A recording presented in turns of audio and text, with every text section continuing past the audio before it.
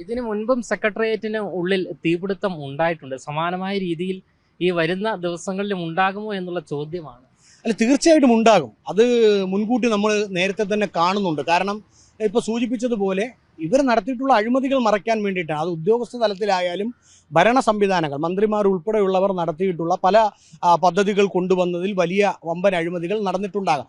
അത് മറയ്ക്കുവാൻ വേണ്ടിയിട്ട് തന്നെയാണ് ഇവർ ഇതെത്ര മറയ്ക്കാൻ വേണ്ടിയിട്ടുള്ള ശ്രമം നടത്തിയാലും അതിനെ ചികഞ്ഞ് പുറത്തെടുക്കാനുള്ള സംവിധാനം പുതുതായിട്ട് വരുന്ന സർക്കാരിന് ഉണ്ടാകുമെന്നുള്ളതിൽ യാതൊരു സംശയവുമില്ല.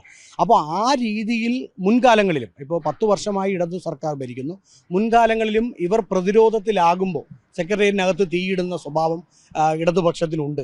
അത് മുൻകാലങ്ങളിൽ നമ്മൾ കണ്ടിട്ടുള്ളതാണ്. ഫയലുകൾ നശിപ്പിക്കാൻ കുറേയൊക്കെ നമ്മൾ ഈ ഫയലാക്കി മാറ്റും. അപ്പോൾ ഈ ഫയലിനകത്തും കടന്നുകൂടി ഇപ്പോൾ എൻ പ്രശാന്തിൻ്റെ ഫേസ്ബുക്ക് പോസ്റ്റ് വായിക്കുമ്പോൾ മനസ്സിലാക്കാൻ സാധിക്കുന്നത് ചീഫ് സെക്രട്ടറി തന്നെ നേരിട്ട് അദ്ദേഹത്തിന് അഡ്മിനായി ആക്സസ് ഉള്ളത് കൊണ്ട് ഈ ഫയലുകൾ ഉൾപ്പെടെയുള്ളവ നശിപ്പിക്കാൻ നേതൃത്വം കൊടുക്കുന്നു എന്നുള്ളത് അദ്ദേഹം ഒരു ഇടത് സർക്കാർ വിരുദ്ധനായതുകൊണ്ട് വേണമെങ്കിൽ അദ്ദേഹം ഇല്ലാ കഥ ചമയുന്നു എന്ന് പറയാം. പക്ഷേ ഇതൊരു യാഥാർത്ഥ്യമാണ്.